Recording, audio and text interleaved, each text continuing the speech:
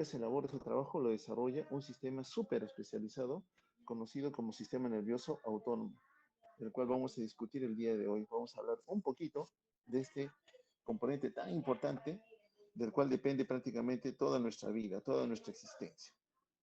Entonces, el sistema nervioso autónomo ciertamente se va a activar en algún momento dado y se activa en forma inmediata, con el fin de tratar de ayudarnos a mantener ese equilibrio, de mantener la homeostasis. Cierto es que en esa activación van a comenzar a modificarse una serie de actividades celulares que van a buscar retornar o resetear el sistema a lo que habitualmente nosotros consideramos como normal. En el caso de que el factor que activó esa señal de alarma persiste en el tiempo, ciertamente podría tornarse perjudicial para todos nosotros y condicionar la aparición de algunas enfermedades, condición que ciertamente nosotros no queremos porque va a perjudicar el trabajo que normalmente nosotros podríamos desarrollar en el día a día. Entonces vamos a hablar acerca del sistema nervioso autónomo.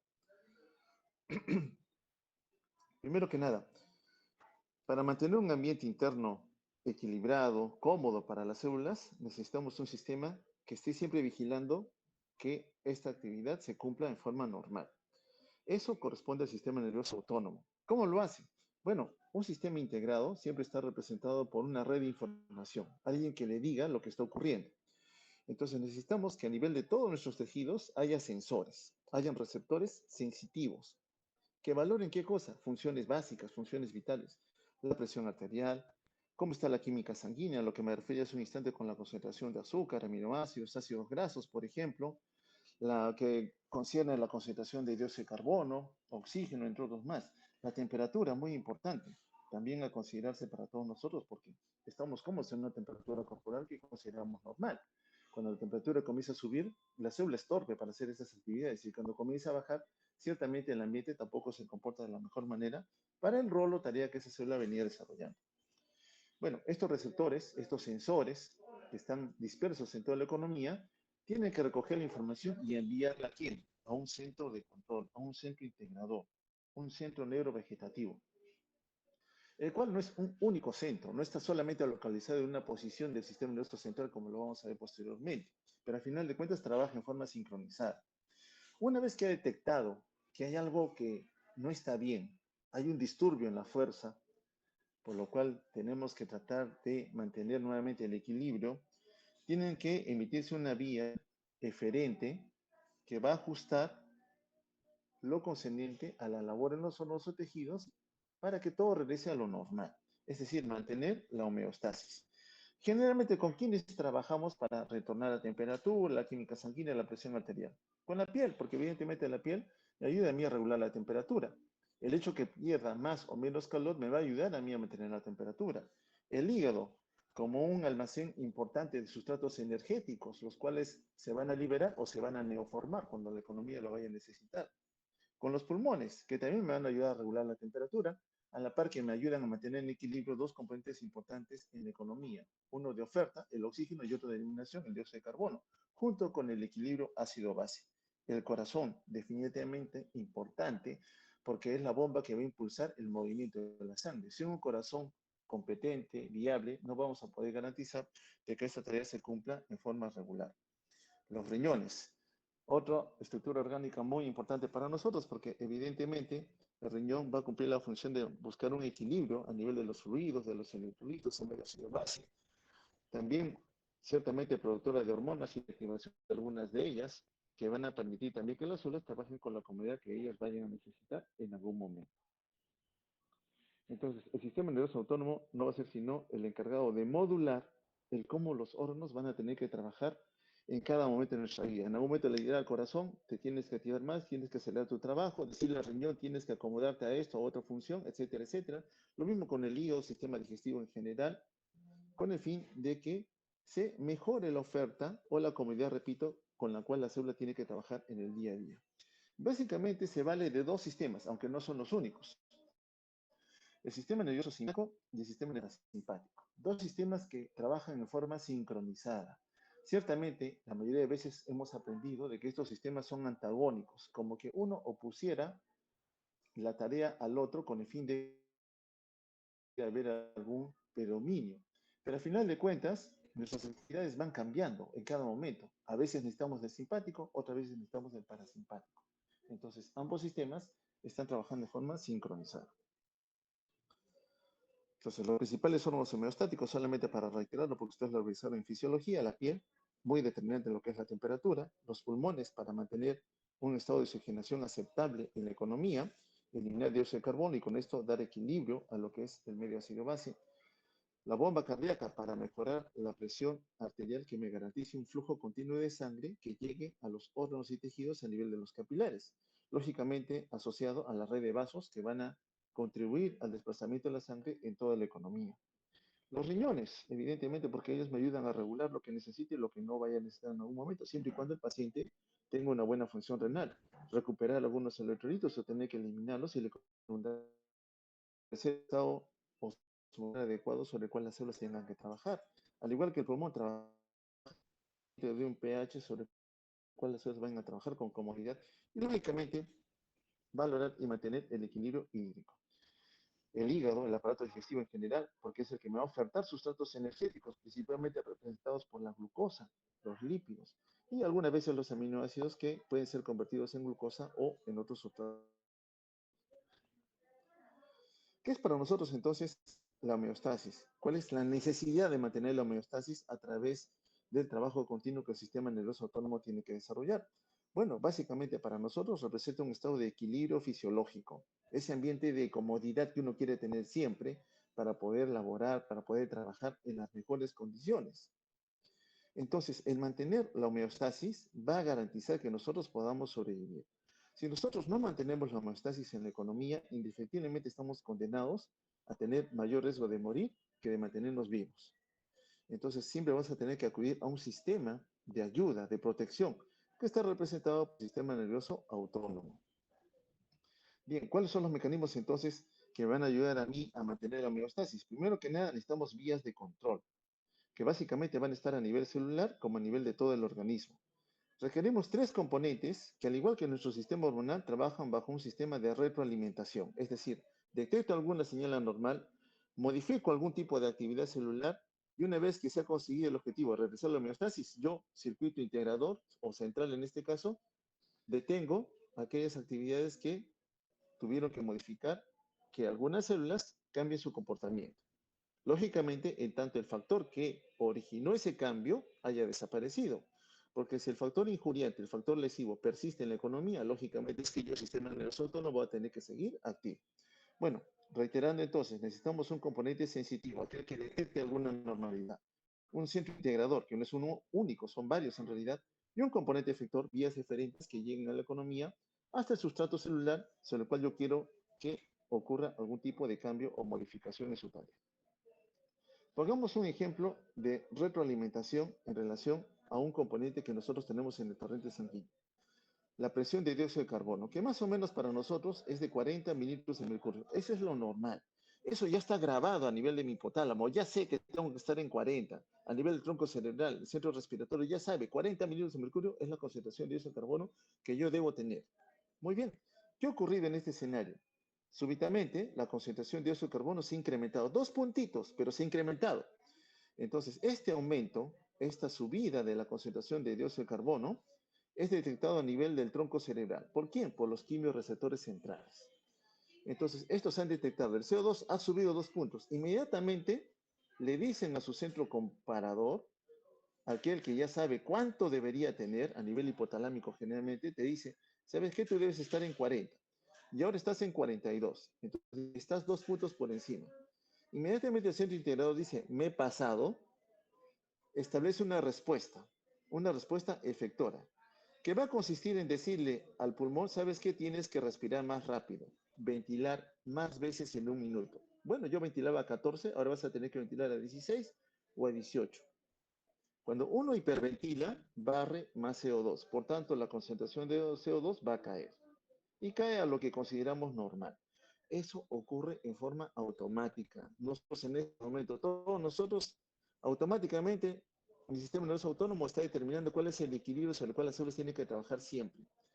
automáticamente subimos la frecuencia, bajamos la frecuencia respiratoria, aumenta la frecuencia cardíaca, aumenta la fuerza contráctil del corazón, aumenta la cantidad de eliminación de algunos sustratos por renal, o de repente para resolverlos, etcétera, etcétera. Todo ese trabajo es automático.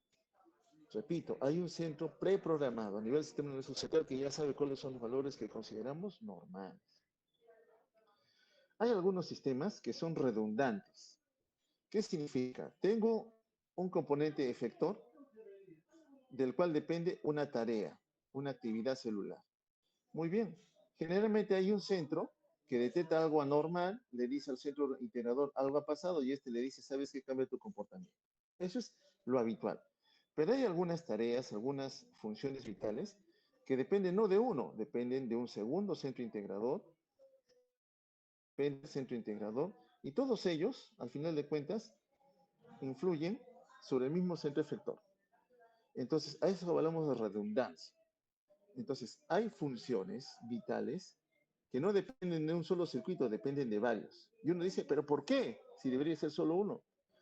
En tanto más importante sea la función que yo requiero para mantener en equilibrio celular, más dependencia de varios circuitos voy a tener. Por ejemplo, la presión arterial, como bien se señala acá, que me garantice el flujo. Sin flujo de sangre, usted no va a recibir oxígeno ni nutrientes energéticos. Entonces, ¿yo necesito que haya flujo de sangre? Sí. Entonces necesito varios centros integradores. ¿Sobre quién? Sobre la bomba cardíaca, sobre la red de vasos sanguíneos, sobre el aspecto renal. El riñón también se va a activar cuando hay algún disturbio a nivel de flujo sanguíneo. Entonces, a eso hablamos de que son varios sistemas que van a ir en apoyar una tarea vital, que es que haya flujo sanguíneo. ¿Ok? Entonces, ¿hay redundancia en algunos trabajos que la economía desarrolla en el día a día? Sí, y eso es determinante, es muy importante. Sin ellos no podríamos sobrevivir. En el caso de la esfera cardiovascular, por ejemplo, una caída en la presión arterial, como bien se señala aquí, es detectado. Tenemos sistemas de detección que están valorando que la presión arterial por una condición ha caído. Tenemos varios receptores, receptores de presión, unos de baja que están en las aurículas, en el lecho vascular pulmonar, baja presión, y otros de alta presión. ¿En dónde están? En la aorta, aquí, y también en la carótida, ¿no? La bifurcación carotídea, el glóbulo carotídeo. Tenemos receptores de presión. Ni bien cae la presión arterial, inmediatamente estos dos centros, aórtico y carotídeo, le dicen al tronco cerebral la presión arterial ha caído, le están informando. La vía aferente ha detectado una caída de la presión y le dice al tronco, esto ha pasado. Entonces, va a trabajar.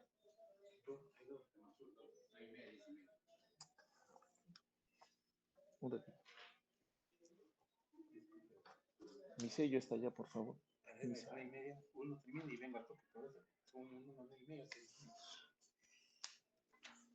Mi sello está ahí en el mesón. Entonces, perdón, entonces le han dicho al tronco cerebral lo que está pasando. Entonces, el tronco cerebral detecta la información. La presión, pongamos ejemplo, mi presión arterial media, que yo sé que debería estar en un valor de 65, ahora está en 50. Entonces, el centro integrador dice, este valor es demasiado bajo. Activa la señal de alerta. ¿Y cuál es el objetivo? Hacer que esta presión que ahora está baja, aumente, se recupere. Entonces dice, ¿con quién puedo trabajar? ¿De quién depende la presión arterial, en otras palabras? Usted dice, bueno, depende del gasto cardíaco por resistencia vascular periférica, ¿cierto? Entonces tengo que trabajar con estas dos, gasto cardíaco, resistencia vascular periférica. Gasto cardíaco, evidentemente, uno de los órganos que trabaja mucho con gasto cardíaco es corazón. Y con resistencia vascular periférica, los vasos de resistencia, evidentemente, las arteriolas. Entonces, el sistema integrador le dice a estos dos, corazón y vasos arteriales, ¿saben qué? Uno se tiene que activar, mejorar la fuerza contráctil y el otro se tiene que contraer para que aumente la resistencia y con eso aumente la presión arterial. A final de cuentas, el objetivo es que por la vía eferente ocurre una respuesta de activación para compensar y hacer que esta presión que está sumamente baja, de repente suba a 70, de repente suba a 80, como una función integradora. Para esto, lógicamente, yo diré, ¿quién me va a ayudar más a mejorar presión arterial de mi sistema nervioso autónomo? Que hemos visto que tiene dos brazos, uno simpático y otro parasimpático. En un momento lo vamos a revisar, pero evidentemente quien me va a ayudar más en ese momento en activar actividad celular, en mejorar el trabajo de los órganos involucrados en la presión arterial, va a ser el simpático. El simpático en ese momento me va a dar más ayuda. Entonces yo agarro al simpático y digo, ¿sabes qué? Tú te tienes que activar. Y el neuroparasympático, tú en este momento no te necesitas. No tienes que activar. Necesito toda la ayuda que el simpático en este momento me pueda brindar. Entonces, evidentemente, yo necesito que el simpático se active. Trabajo con corazón, trabajo con vasos sanguíneos y la presión arterial, evidentemente, si estoy en una condición favorable, va a subir. Va a depender. Mañana vamos a ver cómo según el valor de caída de flujo, a veces ni con el simpático conseguimos compensar. Aquí en este escenario, por ejemplo, de hipovolemia, una caída en el volumen de sangre, ha caído el volumen, baja la, hablar de volemia es hablar de precarga, vomitando, con diarrea, tercer espacio, un evento traumático, bajó la precarga, ¿no? De repente es por medicación también. El asunto está que la presión arterial está cayendo. Entonces, cae la presión arterial, evidentemente estamos en riesgo, porque sin flujo de sangre, repito, las células se mueren. Las células necesitan que usted le ofrezca oxígeno y nutrientes. ¿Qué nutrientes? Nutrientes energéticos. ¿Cuál principalmente? La glucosa, no lo olvide. Mientras usted garantice que hay oxígeno y glucosa para la célula para que pueda generar ATP, estamos contentos, todos estamos tranquilos porque estamos garantizando de que la función celular se va a cumplir a cabalidad. Esa es nuestra tarea. Encuentra un paciente descompensado, ofrézcale siempre oxígeno y glucosa y luego concéntrese en el factor injuriante, aquel que me está causando un disturbio en la fuerza. Sobre él se tiene usted que concentrar. Pongamos ejemplo nuevamente a un aspecto hemodinámico muy importante, la presión arterial. Por alguna condición, la presión arterial ha caído. Entonces, cuando cae la presión arterial, mis vasoreceptores detectan esfera sensitiva, vía aferente, llego hasta el tronco y le digo, la presión arterial ha caído. El tronco cerebral reacciona, sí, efectivamente ha caído, porque mi valor preprogramado me dice 65 y ahora tiene 50. Entonces, tenemos que subir la presión arterial. Inmediatamente dice, ¿quién es el que me va a ayudar? El simpático. Entonces, activo al simpático. El simpático lo que hace es buscar al corazón, buscar a los vasos sanguíneos, músculo liso, y también de paso actúo sobre el riñón. ¿Y qué es lo que va a tener como objetivo simpático? Aumentar gasto cardíaco, aumentar precarga, aumentar retorno venoso, aumentar resistencia vascular. ¿Con qué objetivo? Mejorar presión arterial. Pero hemos dicho que a veces hay sistemas que tienen redundancia. La presión arterial es una función vital que tiene redundancia. No solo el simpático va a estar involucrado, también el riñoncito detecta, menos sangre me está llegando, lógico, si ha caído la presión arterial, disminuye el flujo. Si disminuye el flujo, el riñón dice, se está dando cuenta de que hay menos producción de ultrafiltrado. A nivel de la mácula densa, las células de la mácula densa han detectado menor volumen está llegando a mí. Entonces inmediatamente le dice a las células JG, libéreme renina. Al momento que se libera la renina, esta va a promover que haya mayor producción de angiotensina 2. Y la angiotensina 2 es un potente vasoconstrictor. Por un lado, aumenta resistencia. Por otro lado, se va a la corteza adrenal, le dice a la capa fascicular, libéreme, perdón, a la glomerular, libérame más aldosterona, que es un mineralocorticoide. La aldosterona se va al riñón y le dice al túbulo colector, reténme más sodio y agua, porque necesito sodio y agua. ¿Para qué? Para aumentar la volemia. Si aumento la volemia, aumento el gasto cardíaco. Si aumento el gasto cardíaco, aumento presión arterial. Entonces, evidentemente, aquí estamos viendo que hay sistemas que van a tratar a sobremanera, como sea, garantizar el equilibrio. Necesitamos mantener la comodidad para el trabajo celular. Cayó el flujo, un sistema integrador con vías eferentes tendrá que restablecer el flujo de sangre con los mecanismos que tenga a bien activar. Por un lado, descarga de neurotransmisores, por otro lado, descarga hormonal. Con lo que tenga a la mano, el objetivo, repito, es restablecer el equilibrio, retornar a la homeostasis en lo que es el trabajo que nuestros órganos tengan que desarrollar. Entonces, nuevamente redundando en el corazón, que lo vemos a cada rato, cuando cae la presión arterial, detectores, varoreceptores en el callado aórtico o aquí en la bifurcación carotidia, le dicen al tronco lo que ha ocurrido, inmediatamente activa al simpático. El simpático busca sus órganos diana, nodo sinusal, por ejemplo, es uno de ellos. El nodo sinusal aumenta la frecuencia cardíaca. Si aumenta la frecuencia cardíaca, estoy aumentando evidentemente lo concerniente a gasto cardíaco, ¿no? Y le digo al músculo cardíaco, te tienes que contraer con más fuerza, aumento contractilidad. Por todo lado, entonces, voy a impulsar el trabajo a aumentar gasto cardíaco. Y no solo es el único mecanismo. Nuevamente, con la presión arterial de redundancia, hemos visto que uno es el simpático, otro es el riñón. ¿Quién más?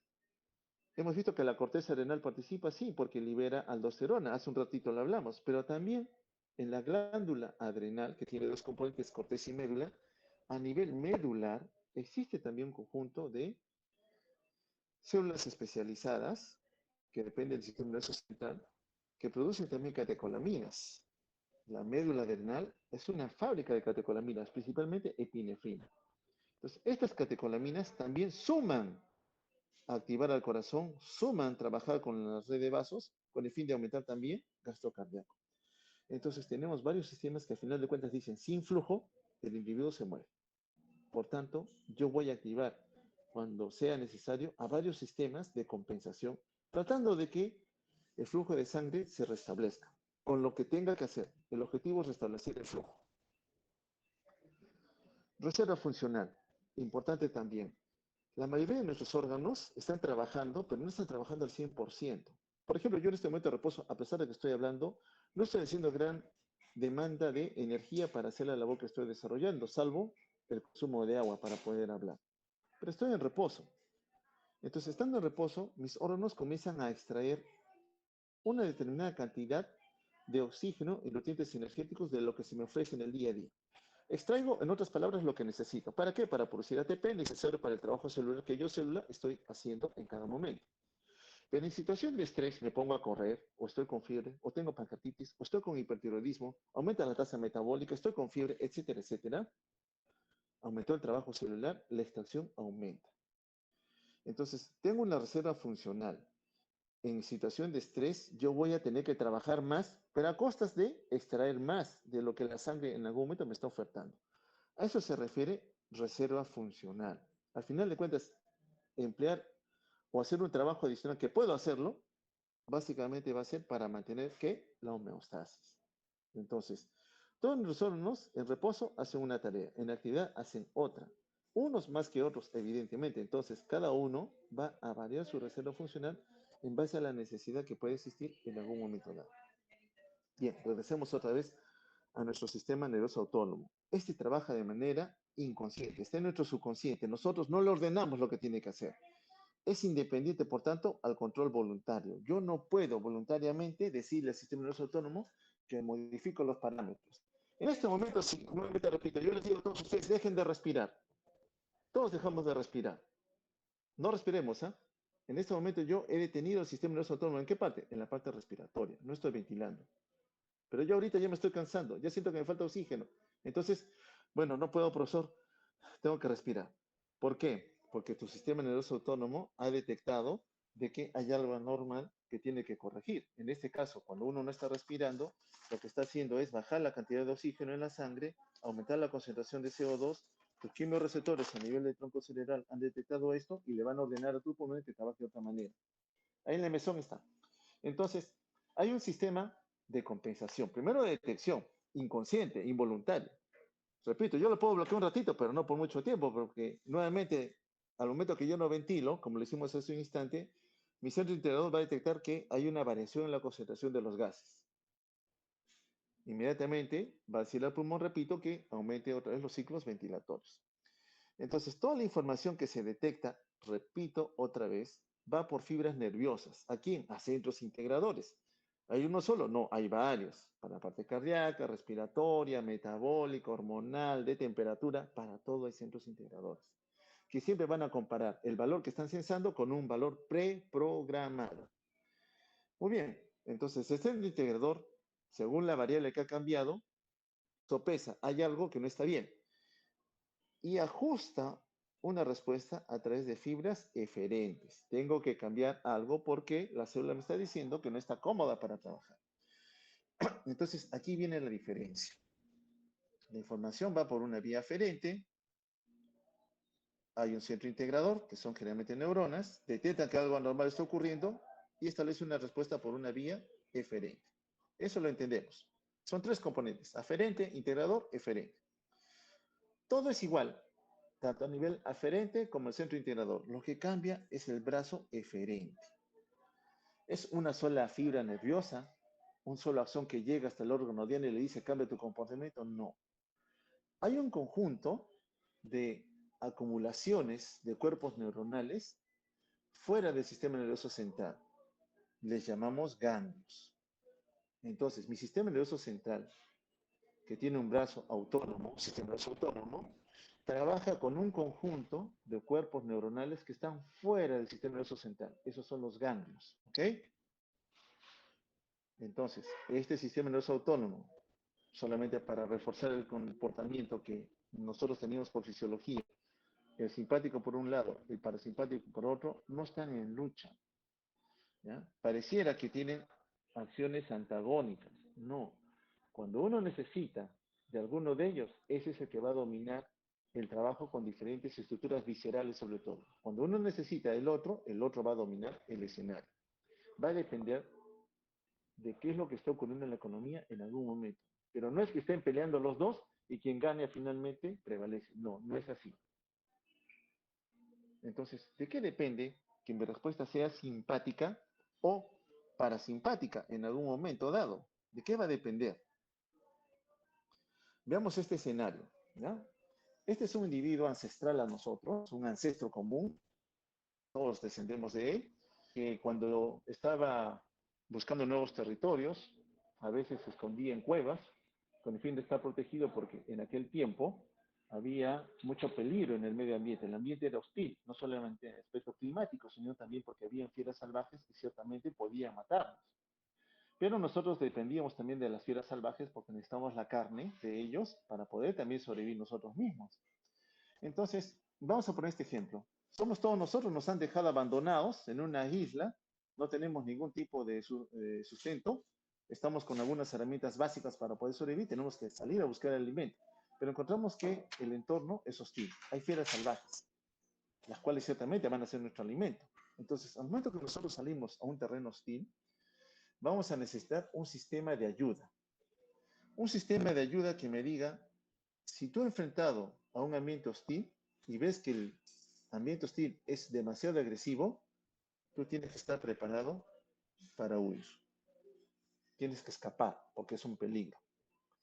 Pero si ya te están rodeando, ya no hay forma de escapar, no te queda otra. Tienes que pelear.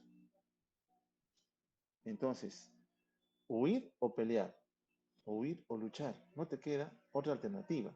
Entonces, en ese momento, el ser humano adaptado a un ambiente hostil tuvo que activar y llevar a evolucionar un sistema de protección para estas dos tareas. Evidentemente, aquí íbamos a necesitar una alta cantidad de reserva energética. Necesito energía, necesito fuerza. ¿Para qué? Para correr.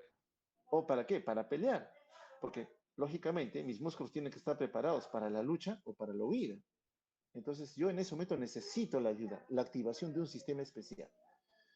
A ese sistema especial, que yo le llamo el primer vengador, es el simpático. El simpático. Es mi primer defensor, el que me va a ayudar. ¿Y cómo me ayuda? Inmediatamente, si yo salgo a un terreno hostil, evidentemente yo tengo que estar despierto, tengo que estar activo. Voy a dar mi examen de fisiopatología o farmacología. Yo tengo que estar con todos mis sentidos activos en las preguntas del examen. Entonces mi sistema nervioso central tiene que estar activo, despierto, alerta. Estoy en un escenario peligroso. Una fiera puede aparecer en cualquier momento, por tanto mi campo de visión tiene que aumentar. Y para que mi campo de visión aumente, evidentemente mis pupilas tienen que estar dilatadas. A mayor dilatación de la pupila, mejor mi campo de visión. Necesito que haya mejor flujo de sangre. ¿A quién? A las estructuras que me van a ayudar para pelear, al músculo. Necesito que le ofrezcan oxígeno y nutrientes al músculo porque él tiene que, en la contracción enérgica, prepararse para correr o para pelear. Entonces tengo que aumentar el gasto cardíaco, tengo que aumentar la frecuencia cardíaca, tengo que aumentar la fuerza contráctil. Eso lo hace simpático. Necesito energía, sustratos energéticos, glucosa, ácidos grasos. Muy bien, degrada al tejido adiposo. Eso lo hace simpático. Necesito que mejore el flujo de sangre en el músculo. Necesito que los depósitos de glucosa a nivel muscular, glucógeno, se degraden. ¿Para qué? Para que más glucosa se oxide, produce ATP y con ATP y calcio haya mejor contracción. Muy bien, eso lo hace el simpático. ¿Qué pasa con la vía urinaria en el caso del simpático? En el momento que tú vas a ir a pelear, ¿vas a querer ir a misionar? Evidentemente que no. El simpático apaga al sistema renal. No lo necesito. No necesito la vía urinaria. Lo mismo ocurre con el aparato digestivo. En ese momento no voy a comenzar a hacer peristaltismo, a querer ir a defecar. Yo necesito cerrar todos los esfínteres para que me concentre en pelear o en huir. Entonces el simpático a todo lo que es vía digestiva la apaga, atenúa su actividad. Pero sí le dice al hígado, ¿sabes qué? Tú me tienes que liberar más sustratos energéticos. ¿Cuáles son los sustratos energéticos? Repetimos, aquellos destinados a producir energía. ¿Y cuáles son principalmente? La glucosa, no lo olvide, glucosa, ácidos grasos, beta oxidación, aminoácidos sobre todo, con neogénesis. Muy bien, vamos con la piel. Evidentemente, el simpático tiene influencia en la piel. Sí, el simpático inerva la piel. ¿Y qué es lo que trabaja con la piel? Las glándulas sudoríparas. Hay más sudor. Usted cuando está nervioso no comienza a sudar. Esa es activación del simpático. Comienza a tener una sudoración importante, activación simpática. Es un sistema de defensa. A nivel de la vía respiratoria, el árbol traqueobronquial, el cual tiene músculo liso que lo está rodeando. Entonces, el músculo liso, lógicamente, es un sistema que me permite a mí tener los bronquios dilatados, como estamos viendo acá, o de repente contraídos. Entonces, en un bronquio que está dilatado, el aire fluye con libertad por aquí. En cambio, cuando está contraído, es poquita el área de conducción que me facilita llegar a los alvéolos para oxigenar la sangre. Entonces, el simpático favorecerá que esté dilatado, relajado el músculo o que esté contraído. Evidentemente va a decirle al músculo que se tiene que relajar para que el aire fluya con libertad. ¿Por qué? Porque necesito más oxígeno para que junto con la glucosa, sustrato energético, permitan generar ATP necesario para que este individuo, este de acá, nuestro ancestro, se defienda. Eso nos pasa a todos nosotros en situación de estrés. El simpático sale a protegernos. ¿Ok? Entonces es un sistema ancestral de protección. ¿Para qué? ¿Para huir o para pelear? Muy bien. ¿Y en qué momento necesitamos al parasimpático? El otro escenario, si ya usted me está diciendo que el simpático va a ser mi herramienta de protección. Bueno, una vez que este ancestro común ha cazado una presa, se aleja de la zona de peligro, no va a ser tonto de quedarse ahí a comerla. Lógicamente agarra porciones de la presa y se la lleva a un lugar más seguro. Asciende a su cueva, está lejos del peligro. Entonces, en ese momento, ¿en qué se va a concentrar? En comer. Por tanto, dice, ya no necesito que mis pupilas estén dilatadas, se relajan. ¿No? Ya no necesito que el corazón bombee la sangre con más fuerza ni que haya aumento de la frecuencia cardíaca. No, no, no. Porque ahora estoy en reposo, estoy descansando, voy a comer. Si voy a comer, entonces lo que sí necesito es activar a mi aparato digestivo. El peristaltismo, las secreciones, la contracción vesicular, la eliminación de las enzimas pancreáticas, etcétera, etcétera. Eso facilita el parasimpático. Ahora sí podría detenerme inclusive a miccionar. A nivel del lobo traqueobronquial, ya no mantengo tanta relajación del músculo liso bronquial, ahora puede estar en su tono normal, porque evidentemente en estado de reposo, como es comiendo, ya no lo necesito. A quien sí necesito, evidentemente, es el tubo digestivo. Entonces, según la actividad que yo vaya a hacer, según el factor de estrés que esté presente o no, se activa uno o se activa otro. ¿Ok? Entonces, no son funciones antagónicas. En necesidad, uno va a primar. En peligro, evidentemente, el simpático es mi primer defensor. Entonces, las vías aferentes, ya consolidemos nuestros conceptos, sensan presión, química sanguínea, temperatura, cómo están las vísceras, ¿no? Si hay movimiento peristáltico, de repente se distiende porque ha llegado el bolo alimenticio. Los nociceptores también se van a comenzar a activar en caso haya alguna estimulación de dolor. Por eso es cuando hay dolor también sudo, también mi frecuencia cardíaca aumenta, mi fuerza cardíaca también.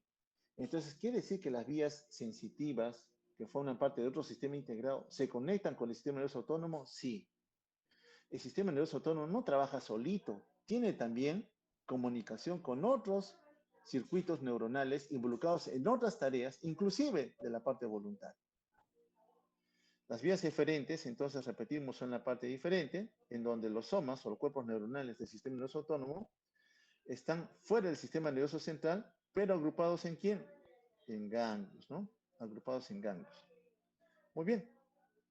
Entonces, estamos acostumbrados a valorar que el sistema nervioso central es el que regula todo el trabajo que la economía tiene que desarrollar. Para ello se valen sistemas de información, vías aferentes, se integra la información y por vías aferentes transmite la respuesta. Muy bien, en el caso del sistema nervioso autónomo, la respuesta sale del sistema nervioso central, pero se concentra en cuerpos neuronales que están fuera de él. ¿En dónde? En los ganglios. Entonces, estos se reciben bajo la denominación de ganglios autónomos. Muy bien, entonces tengo mi cerebro, tengo mi tronco y tengo mi médula. Sistema nervioso central. Evidentemente, desde el sistema nervioso central hay una neurona que comanda todo, que sale a diferentes niveles a través de una fibra nerviosa, un axón. ¿Y dónde va a terminar? En un ganglio. En un ganglio. Entonces, esa fibra nerviosa que se emite del sistema nervioso central hasta su llegada al ganglio se conoce como fibra preganglionar. Preganglionar, antes del ganglio. ¿Y qué característica tiene? Está mielinizada.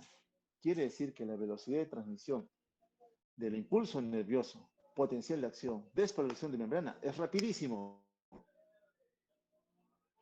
Y una vez que llega al ganglio, sale otra fibra nerviosa hacia el órgano diana, hacia la estructura visceral que se tiene que inervar. Esta fibra nerviosa que nace de esa neurona se conoce como neurona postganglionar.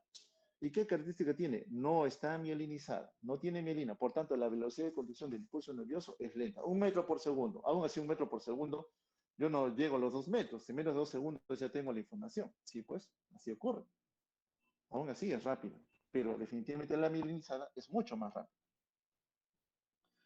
Muy bien, hablemos primero que nada de los ganglios autónomos de la rama simpática. ¿Ok? Ya sabemos que el sistema nervioso autónomo tiene dos ramas principales, simpática y parasimpática. Hay una tercera del autónomo que está abocada al tubo digestivo, que la vamos a tocar someramente. Bien, entonces, los ganglios autónomos simpáticos. Ya hemos visto que el sistema nervioso autónomo trabaja con ganglios, fuera del sistema nervioso central. Entonces, ¿qué característica tienen los ganglios simpáticos? Están muy cerquita a la médula espinal. Cerquita. Ni bien salen de la médula, ya casi uno va a encontrar los ganglios.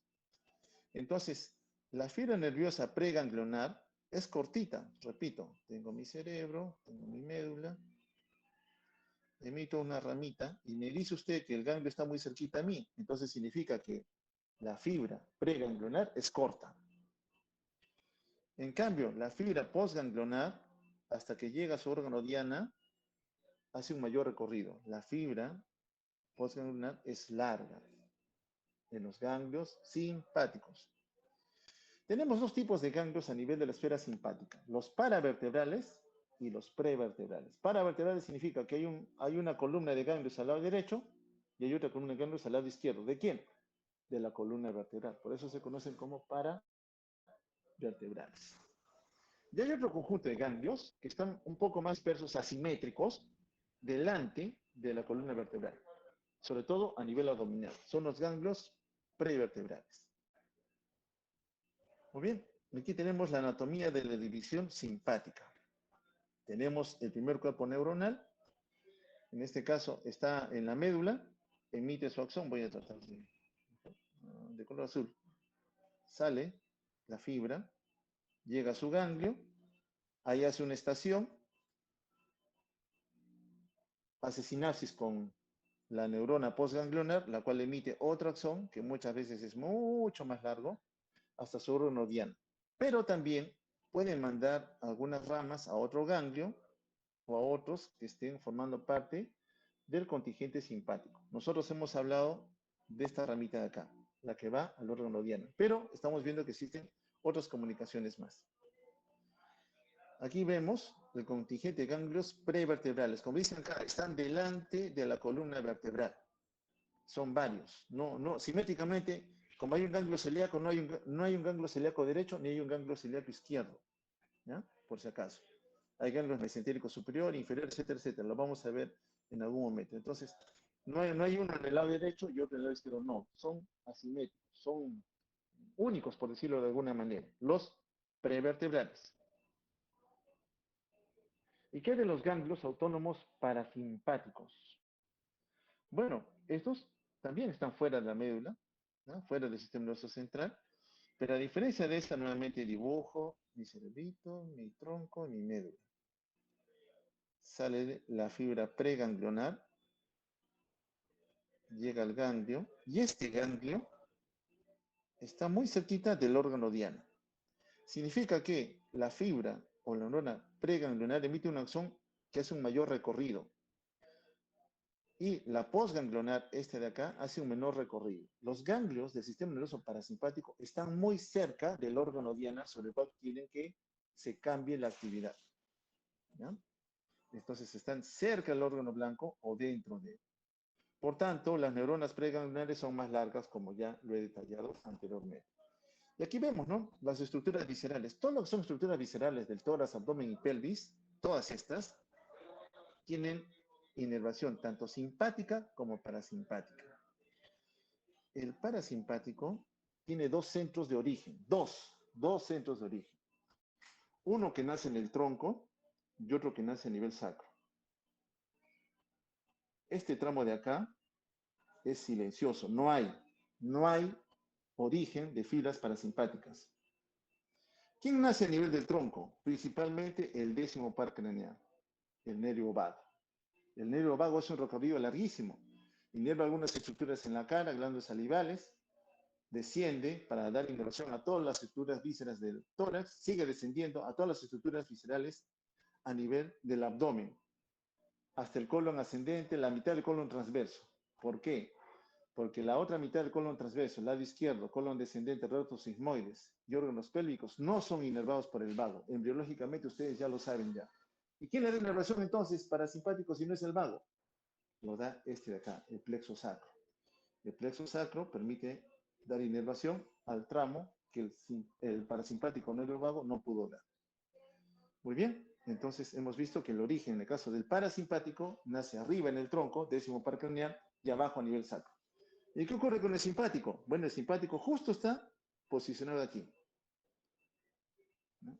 Entre los nacimientos de origen vertebral de T1 hasta L5. Bueno, L4, L5. Entonces, emite fibras cortitas, si es que no se logra visualizar, aquí hay un conjunto de ganglios, hay una columna, todo esto es una columna de ganglios, que están al lado izquierdo y al lado derecho. A ese conjunto de ganglios simétricos, ahora sí que están tanto al lado derecho como al lado izquierdo, ¿cómo le llamamos? Cadena simpática. Entonces, el simpático tiene un conjunto de ganglios que están delante de la columna vertebral, se conoce como ganglios prevertebrales, y otros que están al lado derecho y al lado izquierdo. A esos ganglios simpáticos se les conoce también como cadena simpática. ¿Ya? Muy bien, sigamos adelante. Aquí está el nacimiento del tronco cerebral. ¿Qué seguimos arriba? Las partes del tronco cerebral, no lo olviden, el mesencéfalo, la protuberancia y el bulbo. Ahí están muchos de los centros vitales, muchos de los que tienen que recibir información de cómo están trabajando en nuestras vísceras, principalmente pulmón y corazón, pero existen otros más. ¿Cuáles me importa que recuerden ustedes? Al noveno y al décimo par craneal. Estos dos pares craneales son estructuras nerviosas mixtas. ¿Qué significa? Que tienen tanto labor sensitiva como motora. ¿Sensan qué cosa? Te van a sensar cómo está la concentración de oxígeno, de dióxido de carbono, de hidrogeniones y sobre todo presión arterial, flujo. Le dicen al tronco qué está ocurriendo. Ni bien el tronco se entera de alguna normalidad, activa el centro cardioacelerador, si es que fuera esa la necesidad, y a través de este le dice al simpático, actívate. Y se va también hacia arriba, hacia el hipotálamo, para decirle a la neurohipófisis que libere arginina vasopresina. Entonces, esta es la estructura del tronco cerebral a ese nivel. El que vemos a la izquierda, entonces, para resumir, es concerniente a mi primer vengador, a mi primer defensor, aquel que sí o sí, cuando sea yo atacado o agredido por cualquier condición, me va a salir a defender, el simpático. Cuando el simpático se activa, la respuesta es inmediata. O me preparo para luchar o me preparo para huir, ¿no? El asunto está que básicamente cuando se activa el simpático, todas las estructuras viscerales, absolutamente todas, se van a tener que ver influenciadas por su accionar. La pregunta sería, ¿y cómo responden esas vísceras a la estimulación simpática? Lo vamos a ver también. ¿Y qué ocurre en el escenario de la activación parasimpática. Lógicamente, cuando estás en reposo, cuando vas a comer, tu parasimpático se está activando. Te comienzas a masticar, a producir la saliva, a liberar la tialina, la lipasa lingual, etcétera, etcétera. Inmediatamente el parasimpático se está activando. Pero como su ganglio está muy cerquita al órgano afector, ve que casi está limitado su accionar a esa estructura visceral. Por eso hablamos en la digestión de la fase cefálica, por ejemplo, la fase gástrica, la fase intestinal. Si ustedes recuerdan un poquito de fisiología gastrointestinal, porque eso entramos, se va activando. La boca, el estómago se prepara a recibir bolo alimenticio, y bien está llegando acá, ya la gastrina estimula el vaciamiento hacia el nivel duodenal, y el duodeno también se tiene que activar, etcétera, etcétera. Ustedes lo han visto en fisiología. Muy bien, entonces las referentes simpáticas nos dicen que salen del sistema nervioso central y se concentran en los somas neuronales a nivel ganglionar, que pueden estar a nivel paravertebral o prevertebral. Muy bien, recordad que las neuronas, la primera neurona, la preganglionar, que está en el sistema nervioso central, en el caso de las neuronas rostales, van a dar inervación o van a influir sobre las estructuras superiores del cuerpo. En cambio, las neuronas caudales, esas que vimos a nivel sacro, van a dar inervación a los órganos inferiores. ¿Ok? Todos salen por delante e indefectiblemente se concentran a nivel ganglionar, para o prevertebral. Muy bien. Puntos críticos con las eferentes parasimpáticas, aunque ya lo hemos resumido ya. Sus núcleos se originan en el tronco, ya lo vimos en el décimo par craneal, o a nivel sacro. Entonces, los axones que vayan a salir desde estos núcleos, a nivel del tronco o a nivel de la región sacra, van a acomodarse en estructuras viscerales esplácticas, que pueden estar tanto a nivel craneal como a nivel pélvico. Vamos a ver también que muchas de las funciones, cuando uno trata de modificar la tarea del sistema nervioso autónomo, van a tener repercusión. ¿En la qué? La producción de saliva, está más o menos húmeda la boca, a nivel gástrico, a nivel intestinal, van a influir ahí. Lógicamente, terminan en ganglios remotos, sí, porque el ganglio está muy cerquita, repito, del órgano efector. Entonces, nosotros tenemos un sistema nervioso central que está en continua tarea, en continuo trabajo. Por un lado, en la esfera voluntaria, generalmente son abocados a la función somática, movimiento, en donde mi sistema nervioso central ordena a través de una sola ruta, un solo axón, como vemos aquí, llegar a un órgano diana, perdón, para que pueda ciertamente influir sobre él e inducir algún tipo de respuesta. Acá. Tanto estoy tocando la pantalla que ya la grasa no me permite escribir.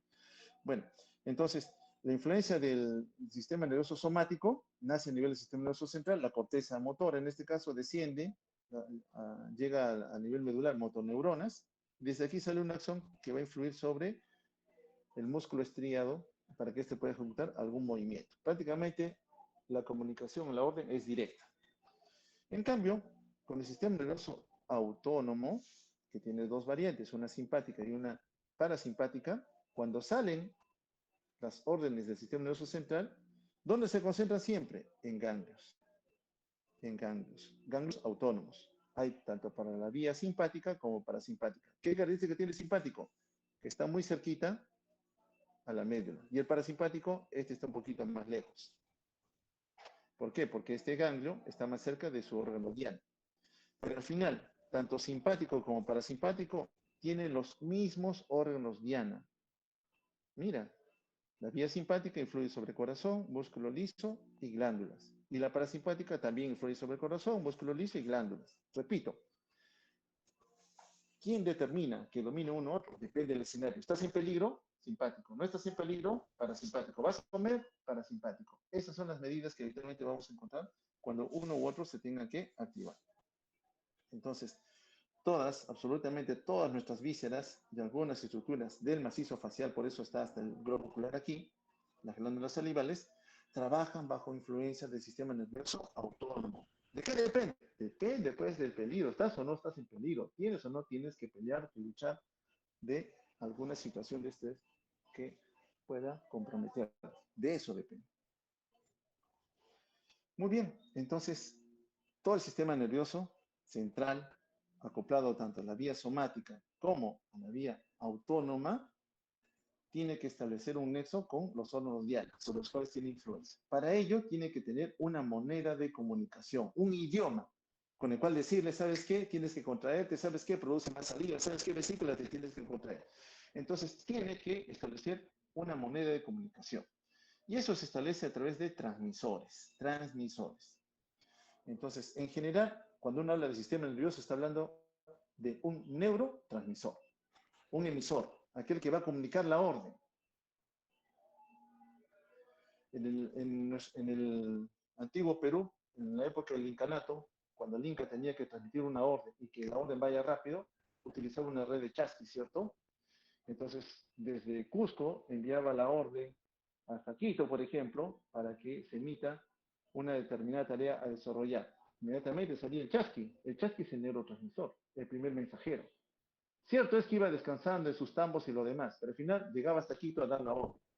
Entonces, las neuronas tienen que ser algún nexo de comunicación. ¿A través de quién? De un neurotransmisor. Muy bien, entonces para todo lo que es comunicación entre neuronas y neurotransmisor, sí señor, hay un neurotransmisor. Muy bien, vamos a encontrar acá las determinantes en cómo trabaja el sistema nervioso autónomo. Absolutamente todas las neuronas preganglionares, cerebro, tronco, médula, ganglio, neurona preganglionar, a este nivel todas en el ganglio liberan un neurotransmisor conocido como acetilcolina. Tanto la rama simpática como parasimpática liberan acetilcolina. Todas, ¿ya? Preganglionar, siempre utilizan. ¿Qué medio de comunicación? Acetilcolina. La membrana postsináptica de la neurona postganglionar, esta que luego va a emitir un axón más largo o más corto, dependiendo si es simpático más largo, parasimpático más corto, ¿ya?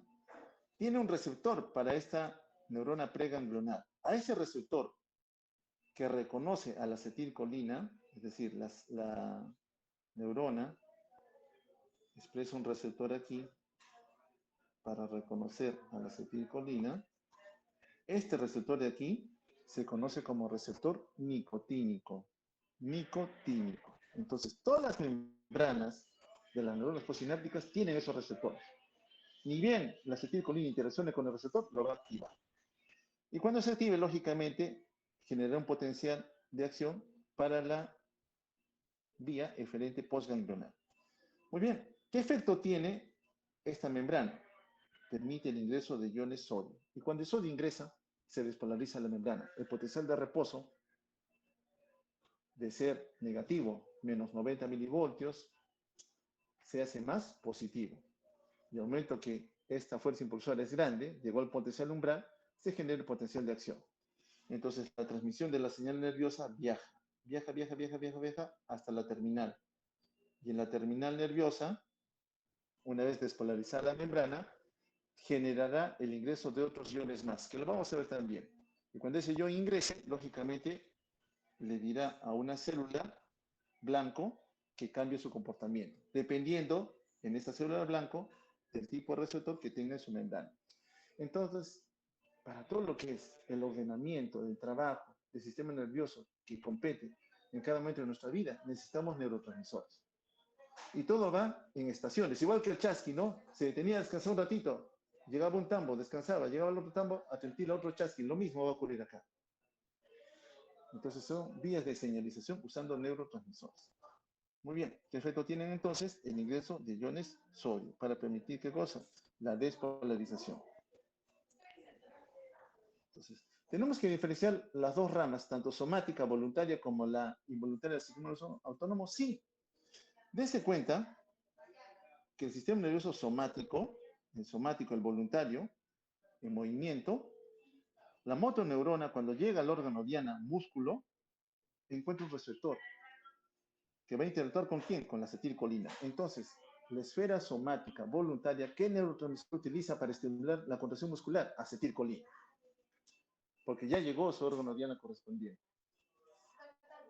Ahora bien, la esfera autónoma, tanto a nivel del ambiente simpática como parasimpática, a nivel ganglionar, también está utilizando, un neurotransmisor, que sabemos que a nivel de los ganglios, sigue siendo para acetilcolina.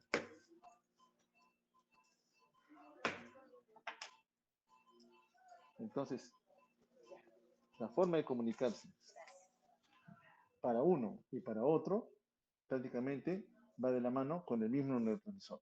Solo que en la parte somática, la acetilcolina es en la parte terminal, ya llegando al órgano diana sobre el cual va a influir. En este caso es músculo. En el caso de simpático parasimpático, la acetilcolina se libera a nivel ganglionar, que encuentra sus receptores. ¿Y qué notamos en particular? Mira el receptor que tiene el músculo esquelético. Es un receptor también nicotínico. Entonces, los receptores nicotínicos, para nosotros, se hallan presentes ¿dónde? A nivel del músculo esquelético y a nivel ganglionar. Y también están a nivel de la médula adrenal, pero que ustedes recuerden, está a nivel del músculo esquelético y también a nivel de la variante ganglionar. Muy bien. Entonces, en ambos encontramos receptores nicotínicos. En el caso del muscular, otros le llaman NM, en el caso del ganglionar NN, acá le estamos denominando N1 al músculo esquelético y N2 al componente ganglionar. Bueno, la moneda de comunicación sigue siendo ese. Muy bien. ¿Y qué ocurre a nivel postganglionar? Ya sabemos que a nivel preganglionar, la neurona preganglionar utiliza como neurotransmisor a la acetilcolina. ¿Qué ocurre luego del ganglio? Nuevamente tenemos el cerebro, tronco, médula. Ya sé que salió una neurona preganglionar, se conectó con su ganglio, liberó siempre. ¿Quién libera acá? Acetilcolina. ¿Dónde viene la variante? A nivel postganglionar. ¿Qué ocurre? Bueno, la rama somática, motoneurona, movimiento voluntario, siempre va a utilizar acetilcolina, lo hemos visto. ¿Y con quién actúa? Con un receptor nicotínico. Siempre es excitadora. Siempre, por tanto, lo que es estimulación de motoneuronas va a estimular el movimiento. Es excitador. En cambio, las neuronas que forman parte de la variante del sistema nervioso autónomo trabajan con otro tipo de receptores acoplados a proteínas G. Por tanto, cuando hablamos de receptores acoplados a proteínas G, estamos hablando de receptores metabotrópicos, ¿no? Muy bien. Aquí un poquito que la cuestión se nos va a hacer un poquito más mmm, tediosa de entender, pero esperemos que vayamos por buen camino. A nivel parasimpático, todas las fibras postganglionales, ya después del ganglio, ya sabemos que en el ganglio siempre es acetilcolina, actuando con un receptor nicotínico. A nivel postganglionar, el parasimpático es fiel, sigue utilizando acetilcolina.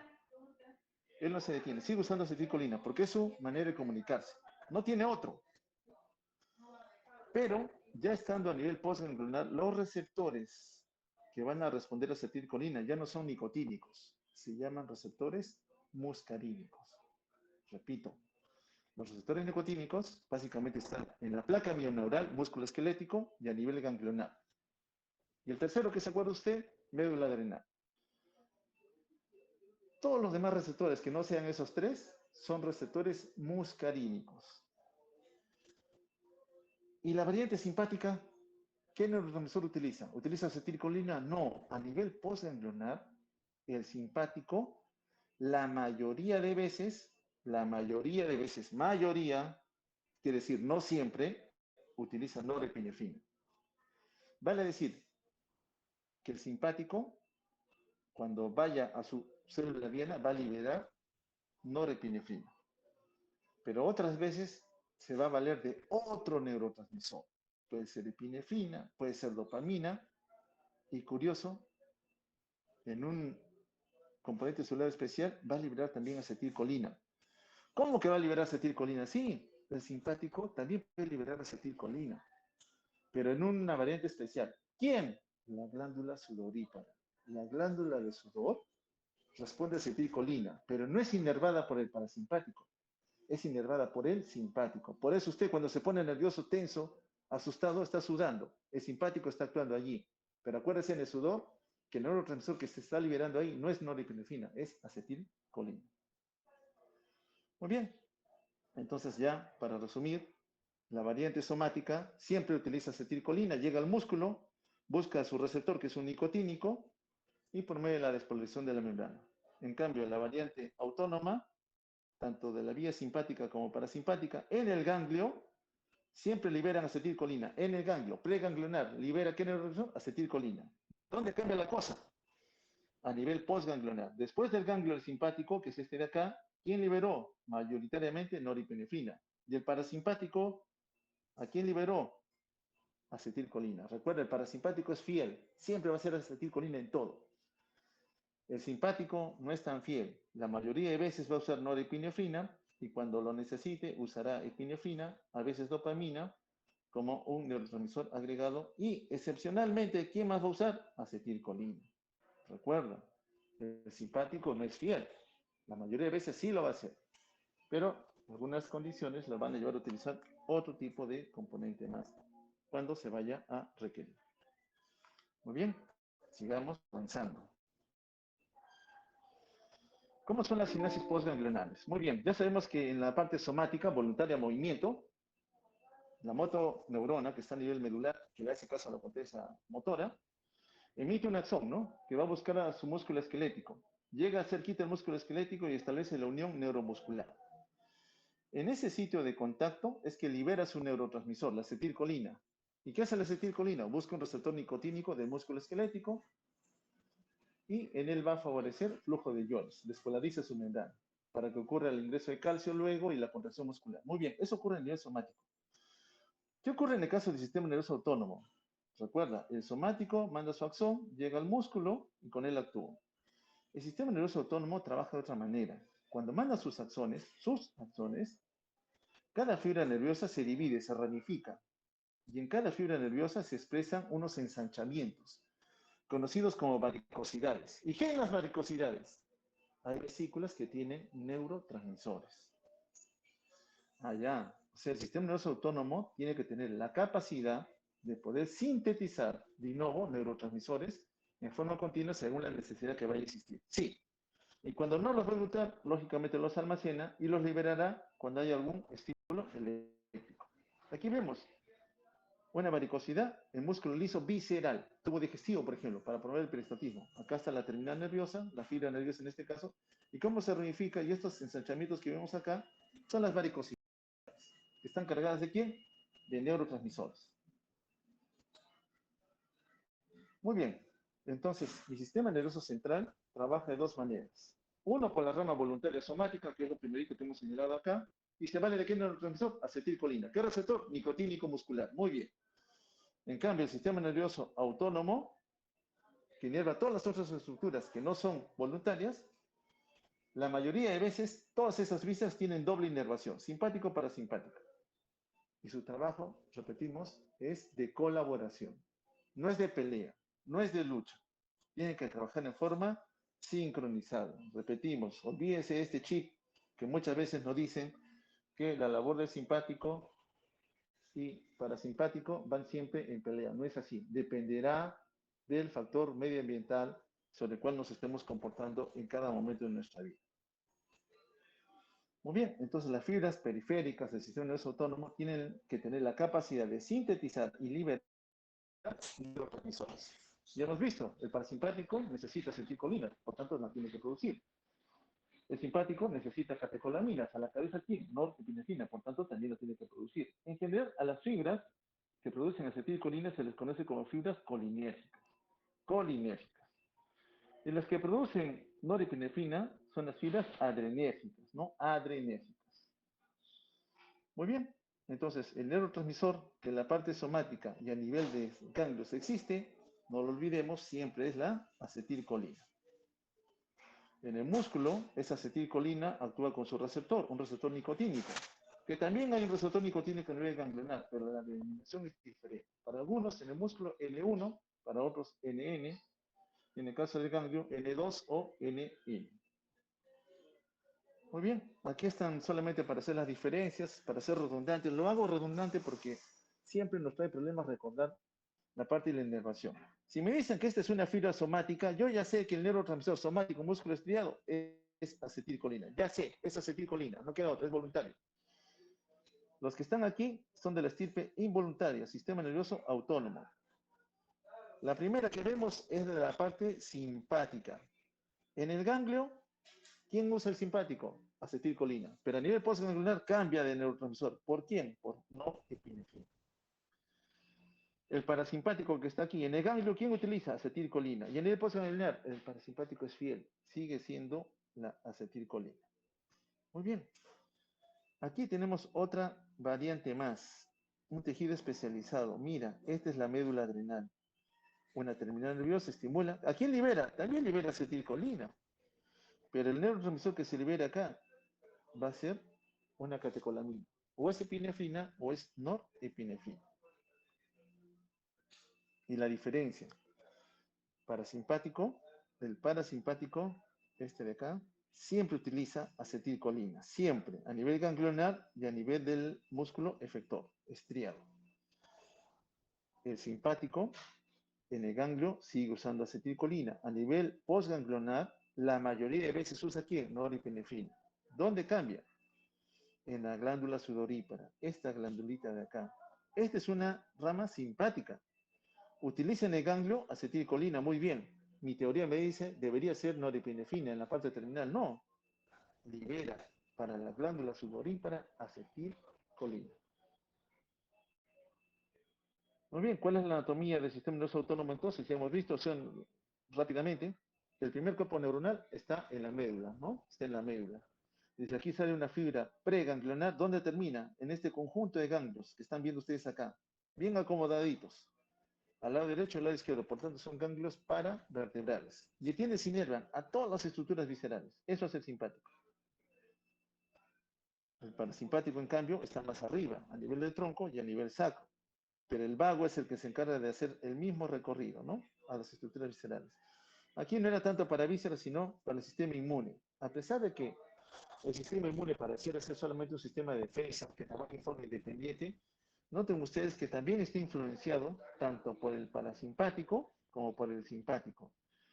El timo, la médula ósea, las células de Kupffer a nivel del tejido pulmonar, perdón, el macrófago alveolar, células de Kupffer en el hígado, el vaso, los ganglios o conglomerados de linfocitos que existen a nivel de la mucosa intestinal, todos ellos son influenciados también por el sistema simpático parasimpático. Entonces, si bien es cierto el sistema nervioso inmune, perdón, el sistema nervioso autónomo pareciera tener influencia solamente sobre vísceras, también va a afectar el trabajo que mi sistema de defensa vaya a tener en algún momento dado. Esto ya lo vimos ya del componente neuronal, de la médula llega al ganglio y del ganglio finalmente llega a su terminal nerviosa que puede ser estructura visceral. Solamente para ver el grado de influencia que tiene la cadena simpática. Toda esta es cadena simpática y compromete vasos, corazón, estructuras digestivas, dependerá del estímulo que en algún momento vaya a existir. Aquí se visualiza mejor la cadena simpática del lado izquierdo, la cadena simpática del lado derecho, y lo que está en el medio son los ganglios prevertebrales. Entonces, lo que estamos notando acá es que todos ellos tienen una directa influencia entre lo que es la rama simpática como parasimpática. Todos son supeditados a lo que en algún momento la activación de alguno de ellos vaya a tener. En algún momento dominará la descarga adrenérgica, liberación de norepinefrina, en otro dominará la descarga colinérgica, liberación de acetilcolina. Entonces, en uno u otro, cada uno de estos corazón, músculo liso, el músculo pilorector, el músculo liso vascular, el músculo liso del tubo digestivo, el músculo liso de la vejiga, etcétera, etcétera, todos ellos van a responder. Dependerá si quien está dominando el escenario es un simpático o parasimpático. Bueno, es redundante, nada más. Parasimpático, siempre acetilcolina, simpático, la mayoría de veces norepinefrina. A nivel terminal estamos hablando, postganglionar. ¿Puedo usar dopamina? Sí. ¿Puedo usar acetilcolina? Sí, glándula sudorípara. Y adrenalina a nivel de la médula adrenal. Muy bien. Entonces, ya sabemos lo que utiliza el sistema nervioso autónomo para poder establecer un cambio, una modificación en las células efectoras. Pero para hacer esto, necesita, hemos visto, tener que producir a esa moneda de comunicación, a ese neurotransmisor. La pregunta es cómo es que los libera, cómo es que hace finalmente esa tarea de poder liberar el neurotransmisor para que ejecute ese cambio en el